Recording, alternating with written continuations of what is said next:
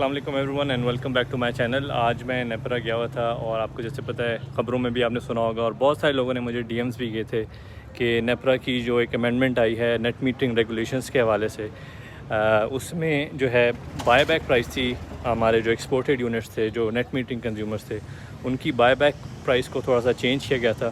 तो क्योंकि काफ़ी मीडिया में इसकी हाइप हुई थी और लोगों ने काफ़ी रिएक्ट किया था, तो आज एक पब्लिक हियरिंग थी, तो मैं यहाँ पे पब्लिक हियरिंग मैंने अटेंड की थी और बड़ा प्रोडक्टिव माहौल था, बड़ा अच्छा डिस्कशन हुआ। तो इस वीडियो में मैं आपको सारा एक तो एक्सप्लेन करूँगा कि ये अमेंडमेंट है क्या, अभी क्या रूल्स हैं और किन चीज़ों पे अभी बात हुई है, ये सारी हम थोड़ा सा टेक्निकल बात करेंगे। जो मीडिया में एक तो सनसनीखेज जो है ख़बरें और हेडलाइंस दी जाती हैं, अपनी बिजली क्यों बनाई, सजा मिलेगी। तो अगेन इस वीडियो में मैं आपको थोड़ा सा न्यूज़ से हट के जो एक्चुअल ग्राउंड रियलिटीज़ हैं या जो एक्चुअल चीज़ें हैं वो डिस्कस करेंगे और फिर देखते हैं कि क्या इससे सोलर कंज्यूमर्स को फ़ायदा होगा या नहीं। अगेन अभी तक अमेंडमेंट फुल फाइनल नहीं आई है, तो आई कांट से अलॉट। जो फाइनल अमेंडमेंट आएगी तो उसको फिर बाद में डिस्कस करेंगे, पर अभी जो प्रपोज्ड अमेंडमेंट्स हैं उसको डिस्कस करेंगे। इस अमेंडमेंट को समझने से पहले हमको ये समझना होगा कि आपकी जो इलेक्ट्रिसिटी यूनिट कॉस्ट है वो किस तरह से कैलकुलेट की जाती है। जैसे एक चाय की प्याली में दूध की कॉस्ट, पत्ती की कॉस्ट, चीनी की कॉस्ट सारी मिला के एक चाय की प्याली का रेट लगाया जाता है, उसी तरह जो आपकी जो इलेक्ट्रिसिटी की बिजली की जो यूनिट कॉस्ट होती है उसी तरह ये भी कैलकुलेट की जाती है। तो इसके जो मेन 3 कंपोनेंट्स होते हैं वो है एक जनरेशन, दूसरा ट्रांसमिशन, तीसरा डिस्ट्रीब्यूशन। ये 3 मरले हैं, पहले जहाँ से बिजली बनती है, फिर आपके इलाके तक पहुँचती है और फिर आपके घर में कंज्यूम होती है। इस हर मरहले को हम डिटेल में भी डिस्कस करते हैं और इनके क्या कंपोनेंट्स हैं। सबसे पहले डिस्कस करते हैं एनर्जी चार्ज को या एनर्जी परचेस प्राइस को, ईपीपी। ये उन पावर प्लांट्स का चार्ज है जो ऑलरेडी लगे हुए हैं और प्राइमरीली वो फ्यूल से चलते हैं, जैसे कि आपके थर्मल पावर प्लांट्स हो गए। एनर्जी चार्ज का जो मेन कंपोनेंट है वो प्राइस ऑफ फ्यूल है। इसके अलावा और भी चीज़ें हैं, टेक्निकल चीज़ें हैं, जैसे कि आपका कैलोरिक वैल्यू हो गई, हीट रेट हो गया, पार्शियल लोडिंग वगैरह, इसमें मैं ज़्यादा नहीं जाऊंगा। मगर ज़्यादातर जो पावर प्लांट्स फ्यूल पर चलते हैं उनका ये चार्ज होता है। इसका मतलब ये हुआ जो आपकी जो हाइड्रो पावर प्लांट्स हैं, जो आपके डैम से बिजली बनती है या सोलर या विंड से जो बिजली बनती है, उसका एनर्जी चार्ज तकरीबन ना होने के बराबर होता है, नियर टू ज़ीरो होता है। एनर्जी चार्ज ज़्यादातर जो तेल पर चलने वाले पावर प्लांट्स हैं या गैस पर चलने वाले पावर प्लांट्स हैं, ये उनका चार्ज है। अब बात करते हैं कैपेसिटी चार्ज की या कैपेसिटी पेमेंट्स की। इसका आपने ख़बरों में भी बहुत जिक्र सुना होगा और आपने पॉलिटिशियंस की ज़बान से भी बहुत ये नाम सुना होगा। तो अब बात करते हैं ये है क्या चीज़। जिस तरह आप अपने घर में सर्दियों में कम बिजली इस्तेमाल करते हैं और गर्मियों में ज़्यादा बिजली इस्तेमाल करते हैं, इसी तरह अगर हम इसको एक मैक्रो लेवल पे लेके जाएंगे, पूरे मुल्क में गर्मियों में ज़्यादा बिजली इस्तेमाल की जाती है और सर्दियों में कम बिजली इस्तेमाल की जाती है, क्योंकि ज़्यादातर घर पाकिस्तान में सर्दियों में अपने घर गर्म गैस से करते हैं और गर्मियों में अपने घर ठंडे बिजली से करते हैं। पावर प्लांट कोई ऐसी चीज़ नहीं है जिसको आप आराम से पैक करके कहीं और ले जाएं जब लो सीज़न चल रहा है और जब हाई सीज़न आए तो आपने फ़ौरन उसको लगा लिया और बिजली बनाने लग गए। तो आपको कैपेसिटी पेमेंट्स इसलिए देनी पड़ती हैं ताकि जब आपको ज़्यादा डिमांड आपके पास आए बिजली बनाने की, तो आपके पास वो सप्लाई अवेलेबल हो। अब क्योंकि गवर्नमेंट के पास इतने पैसे नहीं होते कि वो अपने पावर प्लांट्स लगाएं, वो प्राइवेट इन्वेस्टर्स को इनकरेज करने के लिए उनके साथ पावर परचेज एग्रीमेंट्स करते हैं, या फिर इनको आप आईपीपीज़ भी कह सकते हैं, जो इंडिपेंडेंट पावर प्रोड्यूसर्स होते हैं। इनके साथ जो एग्रीमेंट्स होते हैं उनमें गवर्नमेंट ऑफ पाकिस्तान उनको गारंटीड रिटर्न ऑफ इन्वेस्टमेंट देती है और उनको सूद की भी पेमेंट्स होती हैं in dollar terms. Independent power producers या आईपीपीज़, इनके साथ जो पावर एग्रीमेंट्स किए गए हैं, इनको ये इख्तियार दिया गया है गवर्नमेंट ऑफ पाकिस्तान की तरफ से कि वो चाहे वो बिजली बनाएं या ना बनाएं, उनको कैपेसिटी चार्ज मिलेगा। इन रिटर्न ये लोग जो गारंटी करते हैं कि आपके ग्रिड में इतनी कैपेसिटी होगी कि वो आपकी पीक डिमांड को मीट कर सकें। पावर जनरेशन स्टेज का तीसरा और आखिरी कंपोनेंट है variable operation and maintenance cost. जैसे कि नाम से ही जाहिर है, जब आप एक पावर प्लांट चलाएंगे तो उसमें मेंटेनेंस कॉस्ट भी आएगी और ऑपरेशन कॉस्ट भी आएगी। अब इस कंपोनेंट का क्या रेट होना चाहिए ये नेपरा डिसाइड करती है, ये उसको इख्तियार है। ख़ास तौर पे आईपीपीज़ के केस में जो ये वेरिएबल ऑपरेशन मेंटेनेंस कॉस्ट है, ये अगर उनकी पावर प्लांट्स बिजली बनाते हैं तो जो वो ऑयल इस्तेमाल कर रहे होते हैं उसकी कॉस्ट और उसकी प्राइस जो है इस वेरिएबल कॉस्ट में इंक्लूड होती है।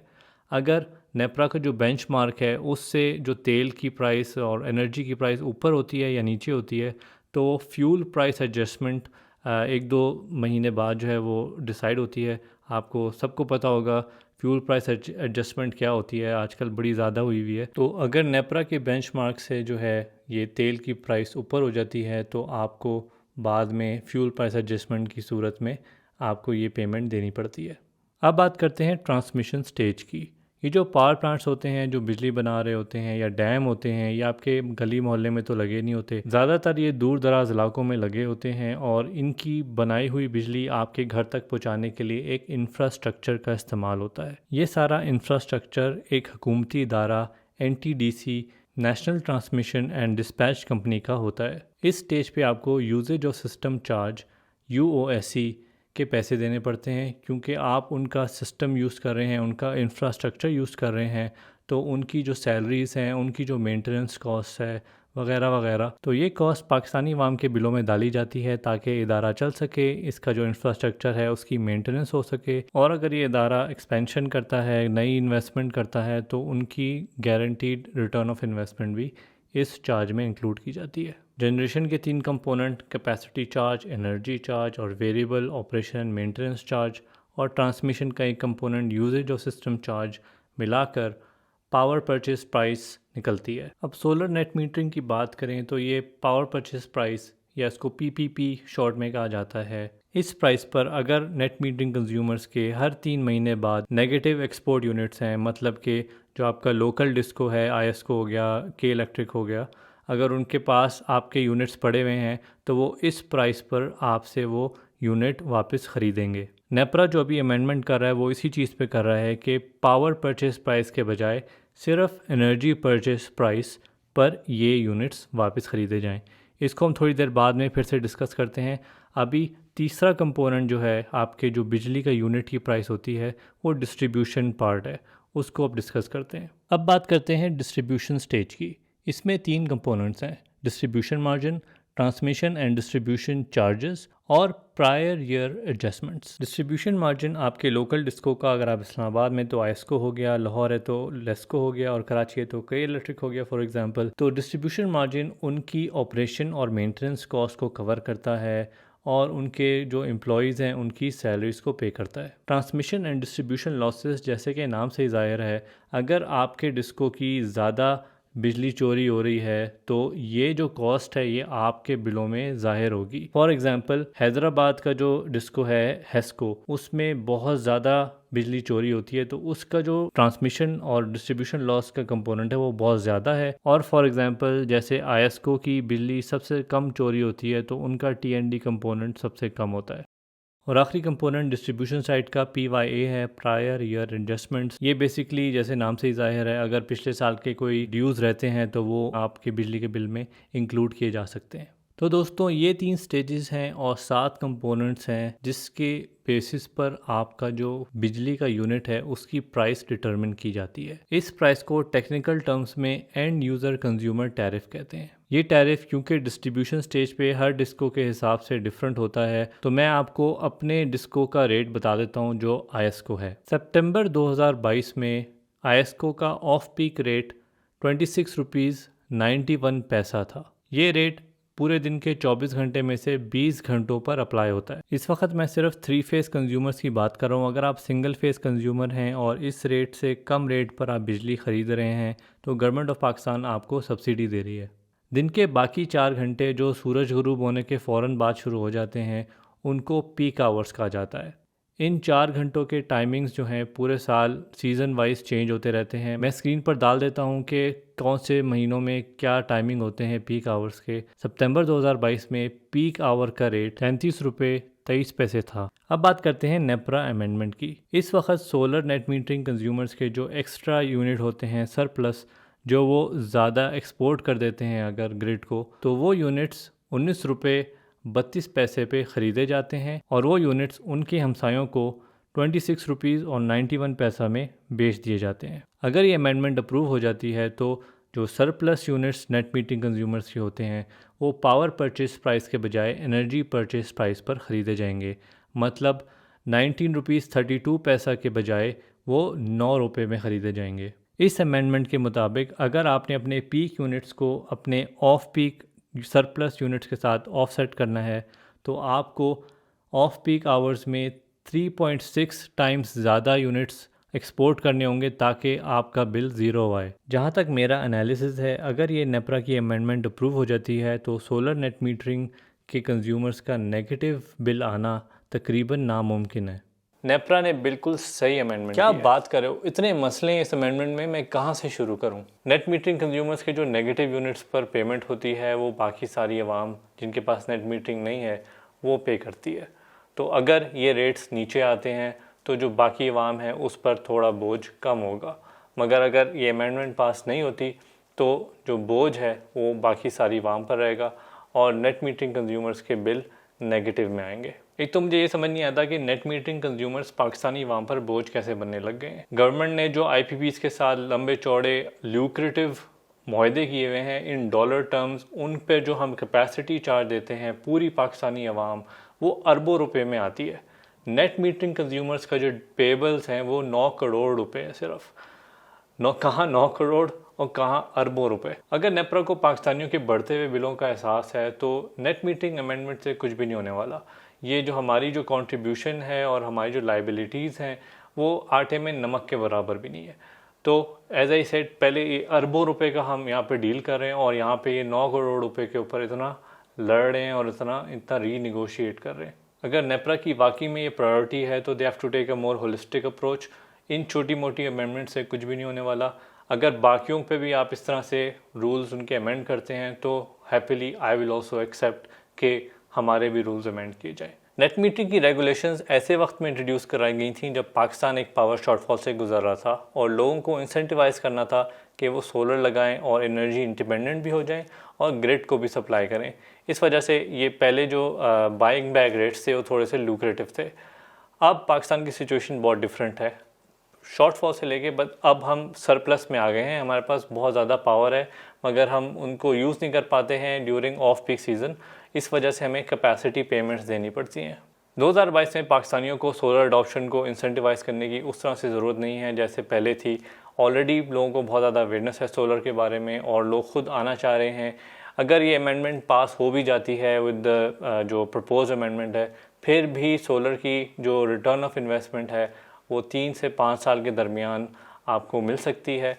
तो अगेन जो रिटर्न ऑफ इन्वेस्टमेंट वाला पार्ट था वो अभी भी बरकरार है। अनलेस आपने सोलर से पैसे कमाने थे तब आपको ये अमेंडमेंट अफेक्ट करती है, मगर आपने अपने बिल रिड्यूस करने थे या ज़ीरो करने थे फिर ये जो अमेंडमेंट है आपको उस तरह से इतना ज़्यादा इफेक्ट नहीं करती। एक बहुत बड़ी वजह जो पाकिस्तान में लोग इन्वेस्ट नहीं करते हैं वो ये है कि पॉलिसी हर वक्त चेंज होती रहती है। हर 5 साल बाद, हर 10 साल बाद या कोई गवर्नमेंट आती है वो एक पॉलिसी लाती है, दूसरी गवर्नमेंट आती है वो पॉलिसी हटा देती है, तो कंसिस्टेंसी नहीं होती। तो ये एक बहुत ही अनफेयर बात है कि आपने एक रूल्स ऑफ द गेम रखे थे, आपने लोगों को उस रूल्स ऑफ द गेम पर इन्वेस्टमेंट करने को कहा गया था और अब आप 5 साल बाद जो है ये रूल्स चेंज कर रहे हैं। अगर ये अमेंडमेंट पास हो जाती है तो आप फॉरेन इन्वेस्टर्स या पाकिस्तानी इन्वेस्टर्स को क्या मैसेज देना चाहते हैं कि हमारी पॉलिसी किसी वक्त भी चेंज हो सकती है। तो आपने जो भी बिज़नेस केस बनाए हैं अपने, आपने जो अपनी कैलकुलेशंस की हुई हैं तो उसको आप साइड पे करें, हम कभी भी ये rules of the game change कर सकते हैं। ग्लोबली इन्वेस्टर्स की एक रीज़नेबल एक्सपेक्टेशन होती है जब बंदा इन्वेस्ट कर रहा होता है तो उस वक्त के जो रूल्स एंड रेगुलेशन हैं वो कंसिस्टेंट रहेंगे, पॉलिसी चेंज नहीं आएगा। इससे इन्वेस्टर कॉन्फिडेंस बिल्ड होता है। अगर आपने पर्सपेक्टिव इन्वेस्टर्स के लिए रूल्स चेंज करने हैं, आप 100 बिस्मिल्लाह चेंज करें। इट्स ओनली फेयर कि वो जब वो अगर इन्वेस्ट कर रहे हैं तो आपने अगर रूल चेंज कर दिया है तो वो उनको पता होगा। मगर अगर आप जो ऑलरेडी इन्वेस्ट कर चुके हैं उनके लिए रूल्स चेंज करते हैं तो इससे एक बहुत ही बुरा मैसेज जाएगा। इसका एक कॉन्सिक्वेंस ये हो सकता है, instead of investing in solar फिर लोग वही जो पाकिस्तान में रिवाज है प्लॉट्स में इन्वेस्ट करना, रियल एस्टेट में इन्वेस्ट करना, गाड़ियों में इन्वेस्ट करना, तो इस तरह की अगर आप नॉन प्रोडक्टिव एसेट्स में चाहते हैं कि लोग इन्वेस्ट करें क्योंकि वो सेफ़ एंड उनके रिटर्न्स भी अच्छे हैं, उनकी गवर्नमेंट पॉलिसीज़ भी बड़ी लुक्रेटिव हैं, तो ये एक ऐसी चीज़ है जो आपके ऑयल इंपोर्ट्स को भी कम कर रही है और आपकी जो है क्लीन एनर्जी को भी प्रोड्यूस कर रही है, लोगों का जो ग्रिड पर बोझ है वो भी कम कर रही है। तो अगेन वी शुड स्टिल इसको इनकरेज करना चाहिए, इसको डिस्करेज नहीं करना चाहिए। कोई ऐसा मैसेज नहीं भेजना चाहिए नेपरा को कि इन्वेस्टर कॉन्फिडेंस नीचे जाए। नेट मीटरिंग कंज्यूमर्स को एक डिस्ट्रीब्यूटेड पावर जनरेटर्स की तरह ट्रीट करना चाहिए। इट डजंट मेक सेंस कि पाकिस्तानी अवाम नेट मीटरिंग कंज्यूमर्स के यूनिट्स पर यूजेज और सिस्टम चार्ज क्यों दे और कैपेसिटी पेमेंट्स क्यों दे। ऑलरेडी उनके जो ऑफ पीक यूनिट्स हैं उनको हम एक्सचेंज कर रहे हैं बाकी पूरी पाकिस्तानी अवाम, और जिस तरह से ऑफ पीक यूनिट्स के रेट्स बढ़ रहे हैं उनका जो रिटर्न ऑफ इन्वेस्टमेंट है वो भी बढ़ता जा रहा है। तो जो नेटिंग ऑफ है वो क्योंकि चेंज नहीं हो रही, तो आई डोंट थिंक कि ये जो अमेंडमेंट है नेट मीटरिंग कंज्यूमर्स को उस तरह से इफेक्ट करेगी। इस वीडियो को रिकॉर्ड करते वक्त पीक यूनिट की प्राइस तकरीबन 33 रुपये है और जो एनर्जी परचेज प्राइस है जो अमेंडमेंट रिकमेंड कर रही है वो 9 रुपये है। तो अगर आपको ज़ीरो बिल करना है या आपको नेगेटिव में जाना है, नेगेटिव तो मेरे ख्याल से अब तकरीबन इम्पॉसिबल हो जाएगा आफ्टर दिस अमेंडमेंट, मगर अगर आपको ज़ीरो करना है तो आपको 3.5 गुना से ज़्यादा off peak units net of करने होंगे, मतलब ज़्यादा प्रोड्यूस करने होंगे ताकि आपके जो पीक यूनिट्स हैं उनका बिल ज़ीरो हो जाए। तो बहुत अब मुश्किल हो गया है कि आपका जो बिल है वो ज़ीरो हो अनलेस आप बहुत ही बड़ा सिस्टम लगाते हैं, which again becomes very unfeasible, doesn't make any sense. अगर ये अमेंडमेंट पास हो जाती है तो नेट मीटरिंग कंज्यूमर्स के पास बहुत ही कम इंसेंटिव रह गया है कि वो अपने ऑफ पीक यूनिट्स को ऑफसेट करने के बाद जो एक्स्ट्रा नेगेटिव यूनिट्स हैं उनको ग्रिड में एक्सपोर्ट करें या उनको ग्रिड को बेचें। इंस्टेड क्योंकि पीक यूनिट्स इतने महंगे हो गए हैं तो बैटरीज़ की वायबिलिटी और भी ज़्यादा बढ़ गई है, तो ऐसा भी हो सकता है कि जो एक्स्ट्रा यूनिट्स हैं वो बैटरीज़ में स्टोर करके उनको पीक यूनिट्स में इस्तेमाल किया जाए। इसके अलावा क्योंकि एनर्जी परचेस प्राइस इतनी कम है, लोगों को ज़्यादा इंसेंटिव मिल गया है कि वो अपने नेबर्स को सोलर एनर्जी को एक्सपोर्ट करें instead of exporting it to the grid. Again ये एक इलीगल काम है अकॉर्डिंग टू नेफरा, मगर डिस्कोस भी बहुत सारे इलीगल काम करते हैं, रिश्वत वगैरह लेते हैं। मैं यहाँ पे कुछ सजेस्ट नहीं कर रहा, मगर बहुत सारे लोग शायद सोचें कि instead of getting net metering रिश्वत लगा के हम क्यों ना अपने नेबर्स को एक्सपोर्ट कर दें। कमेंट में ज़रूर बताएं क्या आप मुझसे एग्री करते हैं या मुझसे एग्री करते हैं। अगर कुछ ऐसे पॉइंट्स हैं जो हमने यहाँ पर डिस्कस नहीं किए हैं तो कमेंट्स में अपनी राय का इजहार ज़रूर कीजिएगा and I will see you in the next one. जो नेटिंग ऑफ है, अच्छा उसमें जो है, सॉरी ये रिकॉर्डिंग पता नहीं क्यों रुकवा रहे हैं, पब्लिक हियरिंग है, पब्लिक हियरिंग है, सब कुछ रिकॉर्ड हो रहा है, रिकॉर्डिंग बंद करवाए जा रहे हैं। I don't understand if it's a public hearing और नॉट। अच्छा, क्योंकि मैंने प्रॉमिस किया हुआ है मैं इंस्टाग्राम पे आप लोगों को बिहाइंड द सीन्स दिखाया करूँगा वीडियो को, तो ये 2 बंदे आप देख रहे हैं ये मैं खुद ही हूँ, ये भी मैं हूँ और ये भी मैं हूँ। इसको क्लोनिंग इफेक्ट कहते हैं। बड़े सालों बाद मैंने ये इफेक्ट किया है और बेसिकली मैं नेपरा की अमेंडमेंट के पॉजिटिव में भी बात कर रहा हूँ और नेगेटिव में भी बात कर रहा हूँ। तो आप थोड़ा कलर्स भी देख सकते हैं। जो पॉजिटिव है वो वाइट शर्ट पहना हुआ है और ग्रीन कलर उसके पीछे, और जो अगेंस्ट बोल रहा है नेपरा अमेंडमेंट के वो ब्लैक पहना हुआ है और रेड उसके पीछे कलर है। अच्छा, इस इफेक्ट को अचीव करने के लिए आपने क्या करना है कि पहले आपने इस तरह रिकॉर्डिंग करानी है, ठीक है। तो I totally agree with this amendment, ठीक है। आपने इस तरह रिकॉर्ड कर लिया, फिर आपने दूसरी अपने कपड़े चेंज करके दूसरी तरफ बैठना है और आपने इस तरह रिकॉर्ड करना है, ठीक है। नेपरा ने बिल्कुल ठीक है, आपने इस तरह रिकॉर्ड कर लिया।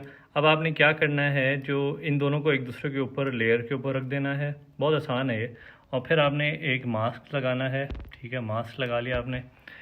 अब मास्क बेसिकली होगा कि आधी जो स्क्रीन है वो इधर से ली जाएगी और बाकी जो स्क्रीन है वो दूसरी साइड से ली जाएगी। सॉरी 1 सेकेंड, एक हाथ से एडिटिंग कर रहा हूँ इसलिए थोड़ा सा मुश्किल है, but you get the idea. इस तरह होता है ये क्लोनिंग इफेक्ट, इस तरह बनता है।